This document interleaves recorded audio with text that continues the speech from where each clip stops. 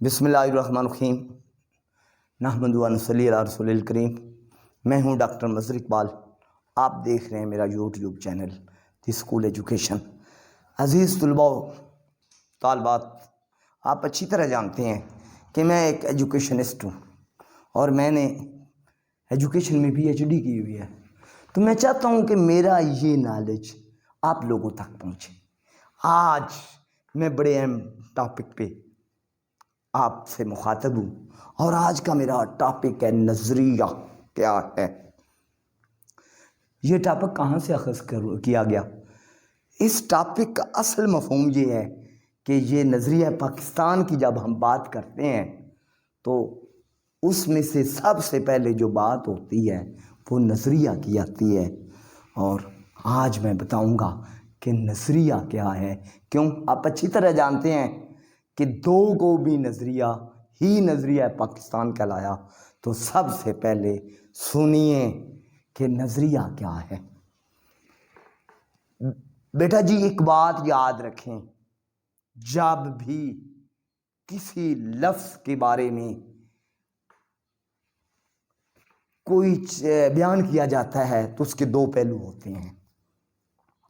ایک، ہر لفظ کی لغت میں کیا معنی ہے، لٹرل میننگز اسے ہم کہتے ہیں، اور دوسری بات اس کی یہ ٹرمینالوجی میں اس کا کیا مفہوم ہے، اصطلاحی مفہوم کیا ہے۔ لفظی اور اصطلاحی مفہوم کا اگر پتہ چل جائے تو بہت بڑے علم کا خزانہ مل جاتا ہے، اور ایک بہت بڑی حقیقت بے نقاب ہو جاتی ہے۔ اب میں آ جاتا ہوں اپنے ٹاپک پہ۔ کہتے ہیں کہ نظریہ ہے کیا؟ نظریہ کے لفظی معنی جو ہیں وہ آئیڈیا کے ہیں، وہ خیال کے ہیں۔ جب آپ کے ذہن میں کوئی خیال آتا ہے، جب آپ کے ذہن میں کوئی آئیڈیا آتا ہے، اس کو ہم نظریہ کہتے ہیں، سوچ کہتے ہیں، فکر کہتے ہیں۔ سب سے پہلے نظریہ ڈیولپ ہوتا ہے۔ نظریہ کو ایک خاکہ بھی آپ کہہ سکتے ہیں۔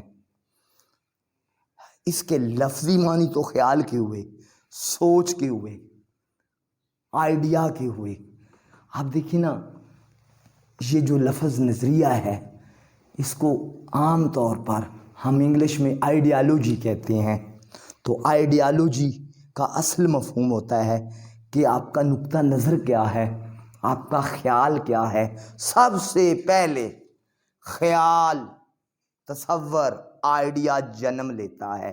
کسی شے کو وجود میں لانے کے لیے ذہن میں خاص قسم کی سوچ، فکر اور نقشہ ابھرتا ہے، اسے ہم آئیڈیا یا نظریہ یا آئیڈیالوجی کہتے ہیں۔ ذرا سوچئے، سب سے پہلے آپ ایک نقشہ ڈیزائن کرتے ہیں عمارت کا کہ اس کی یہ اجزائے ترکیبی ہوں گے، اس کی اتنی وسعت ہوگی۔ پھر آپ اس آئیڈیا کو عمل کی شکل میں ڈھالتے ہیں، اور یہ آپ کی تعلیم کہلاتی ہے۔ نظریہ اور تعلیم کا آپس میں چولی دامن کا ساتھ ہے۔ فکری سطح پر ابھرنے والی سوچ کو ہم نظریہ کہتے ہیں، اور جب اس سوچ کو عمل کی صورت ڈھالتے ہیں تو وہ تعلیم کہلاتی ہے۔ اس کو دوسرے لفظوں میں ہم فلسفہ اور تعلیم کہتے ہیں۔ فلسفہ بھی در حقیقت نظریہ ہی کا ایک تصور ہے۔ کسی مقصد کے حصول کے لیے بنایا گیا فکری خاکہ نظریہ کہلاتا ہے، اور اسی ہم فلسفہ کہتے ہیں۔ اب دیکھیں، جب ہمارے ذہن میں یہ سوال ابھرتا ہے، یہ کیا ہے، یہ کیوں ہے، یہ کیسے ہے، یہ کب سے ہے، اور اس کے مقاصد کیا ہیں، اس کو ہم فلسفہ کہتے ہیں۔ اور اس خاکے میں جب ہم رنگ بھرتے ہیں، جب ہم عمل کی شان پر چڑھاتے ہیں، اس وقت اس کو تعلیم کہتے ہیں۔ فلسفہ جو ہے وہ ایک آئیڈیالوجی ہے، وہ ایک فکر ہے، وہ ایک سوچ ہے، وہ ایک نظریہ ہے، اور اس نظریہ کو عملی قالب میں ڈھالنے کا نام تعلیم ہے۔ اس لیے ہم کہتے ہیں فلسفہ اور تعلیم کا چولی دامن کا ساتھ ہے۔ فلسفہ ایک فکر ہے، فلسفہ ایک نظریہ ہے، فلسفہ ایک سوچ ہے، اور اس سوچ کو عمل کی شان پر چڑھا کر کمپلیٹ کرنے کا نام تعلیم ہے۔ کسی خاص مقصد کے لیے کسی قوم کی اجتماعی سوچ کا ایک بات پر متفق ہو جانا نظریہ کہلاتا ہے، اور اس نظریے کی بنیاد اس فلسفے پر ہوگی، اس آئیڈیے پر ہوگی، اس خیال پر ہوگی، اس سوچ پر ہوگی جو اس قوم یا ان افراد کا ایک نقطے پر متفق ہو جانا ہے۔ اب ہم ذرا نظریہ، دو قومی نظریہ کی بات کرتے ہیں۔ اب دیکھیں نا، بہت سے لوگ اس بات پر متفق ہو گئے کہ مسلمان دیگر اقوام کی مقابلہ میں ایک الگ فلسفہ رکھتے ہیں، ایک الگ خاکہ رکھتے ہیں، ایک الگ تصور اور سوچ رکھتے ہیں۔ اس لیے اپنے منفرد انداز کی وجہ سے وہ دیگر اقوام کے ساتھ بالعموم اور ہندوؤں کے ساتھ بالخصوص انفرادیت کے حوالہ سے بالکل ممتاز اور ممیز نظر آتے ہیں۔ اس سوچ، اس فکر نے ہمیں ایک تصور دیا جسے دو قومی نظریہ کہتے ہیں۔ اب ذرا اس کی وضاحت سنیے۔ دو قومی نظریہ کی وضاحت یہ ہے: مسلمانوں کا مذہب الگ، مسلمانوں کی ثقافت الگ، مسلمانوں کی تاریخ الگ، ہندوؤں کی تاریخ الگ، ہندوؤں کی ثقافت الگ، ہندوؤں کا مذہب الگ، ہندوؤں کی زبان الگ، ان کے مشترکہ سیاسی مقاصد الگ، ان کے تعلیمی مقاصد الگ، ان کے معاشی مقاصد الگ، ان کے ثقافتی مقاصد الگ۔ اس لیے ان کو یکجا کر دینا منطق کے خلاف ہوگا، فلسفے کے خلاف ہوگا۔ میں اب اس کی وضاحت کرنا چاہتا ہوں، اور اس وضاحت کو نظریہ کے ماخذ کہا جا سکتا ہے۔ بیٹا جی، اب دیکھیے ذرا، مشترکہ مذہب کی بات کریں تو ذرا سوچئے، مسلمان اسلام کے داعی ہیں۔ سر تسلیم خم کرنا، اللہ اور اس کے رسول کی رضا کے لیے اپنا تن من دھن قربان کر دینا اسلام کہلاتا ہے۔ اور اسلام کے 3 بنیادی عقائد ہیں۔ کیا ہیں بلا؟ اللہ کو ایک ماننا، ایک جاننا، صرف معبود حقیقی اسی کی ذات کو قرار دینا، کائنات کا خالق اور مالک قرار دینا۔ اب ذرا اسی بات پر آ جائیے۔ ہندوؤں کے پاس لاتعداد اوتار ہیں، دیوتا ہیں۔ ہم ایک اللہ کی عبادت کرنے والے ہیں، ایک کے سوا کسی کے آگے جھکتے نہیں۔ ادھر ذرا وہ ہزاروں دیوی دیوتاؤں کی پوجا کرنے والے ہیں۔ بلکہ احمد فراز کی طرف تو جائیے، احمد فراز نے اس بات کو رومانوی انداز میں کس خوبصورت طریقے سے بیان کیا ہے۔ محبت میں بھی ہم توحید کے قائل ہیں فراز، ایک ہی شخص کو دوست بنائے رکھنا۔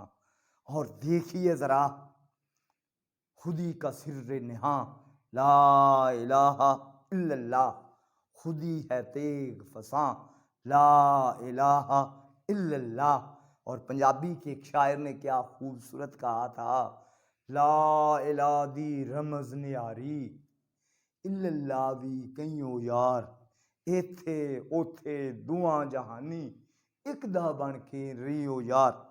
اب ذرا دوسری طرف تو آئیے، وہ کبھی تو درختوں کے آگے سجدہ ریز ہو رہے ہیں، کبھی جانوروں کو معبود بنایا گیا ہے، کبھی پتھروں میں کو خدا کہا جا رہا ہے، کسی کو دیوتا کا نام دیا گیا، کسی کو اوتار کا نام دیا گیا، اور یہ ڈھیر سارے خدا، ڈھیر سارے دیوتا۔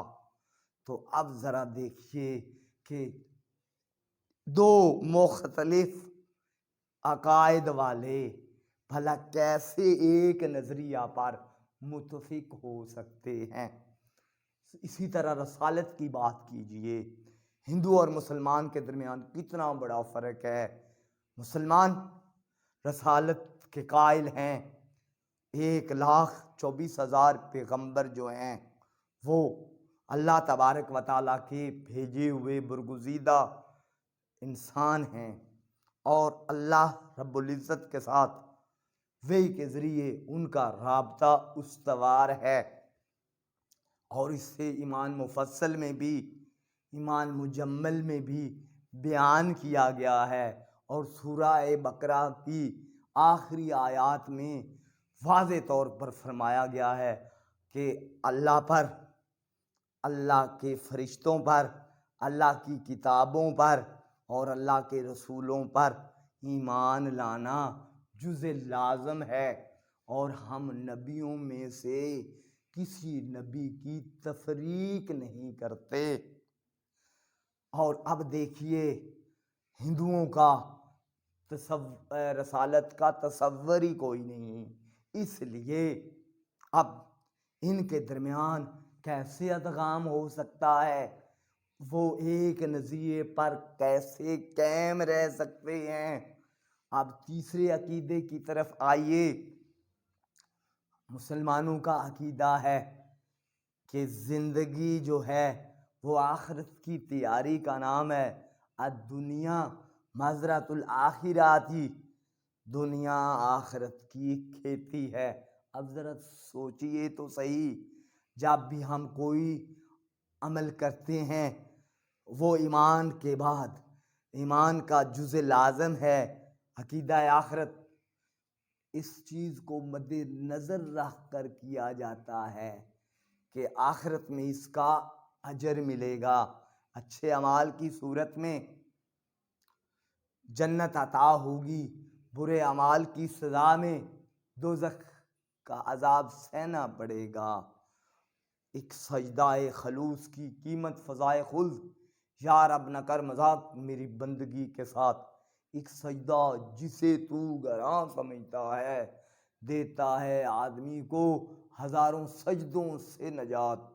اب دوسری طرف آئیے، ہندوؤں کا عقیدہ کیا ہے، 100 بار جنم لیں گے، 100 بار فنا ہوں گے، بار بار جنم کا سلسلہ جاری و ساری رہے گا، ایک جنم کے بعد دوسرے جنم کی طرف، دوسرے کے بعد تیسرے جنم کی طرف، تناسخ اور اواگون کا ایک چکر چلتا رہے گا جو ہمیشہ جاری و ساری رہے گا۔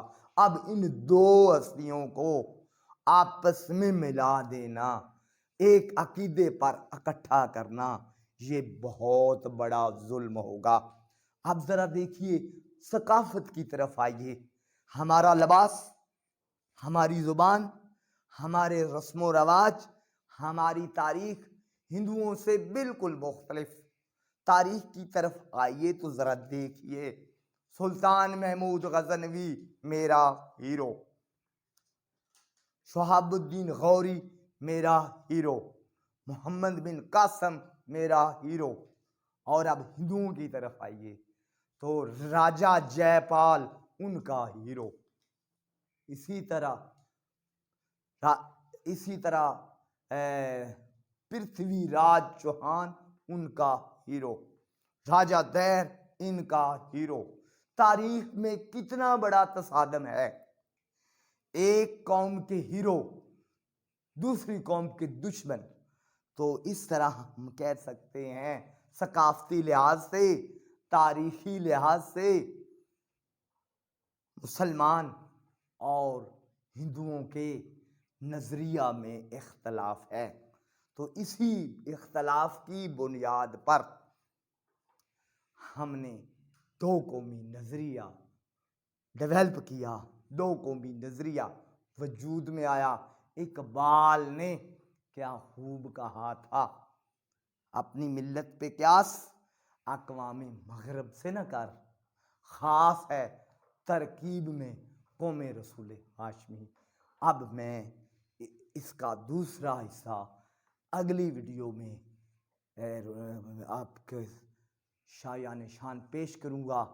آج اس بات پر ختم کرتے ہیں کہ دو قومی نظریہ در حقیقت مختلف اقوام کا تقابلی جائزہ تھا، بالخصوص مسلمان اور ہندوؤں کے درمیان۔ ان اختلافات کی بنیاد پر تمام زعماء نے، تمام رہنماؤں نے، تمام تحریک پاکستان کے کارکنان نے ایک نظریہ دیا جسے ہم دو قومی نظریہ کہتے ہیں۔ اب اس کی تاریخی حیثیت میں اگلی ویڈیو میں پیش کروں گا۔ آپ کی سماعتوں کا شکریہ۔ آپ کے لیے دعا گو ڈاکٹر مظہر اقبال۔ میرے چینل کو سبسکرائب کیجئے، شیئر کیجئے۔ آپ کے لیے دعاؤں کا طالب۔ والسلام۔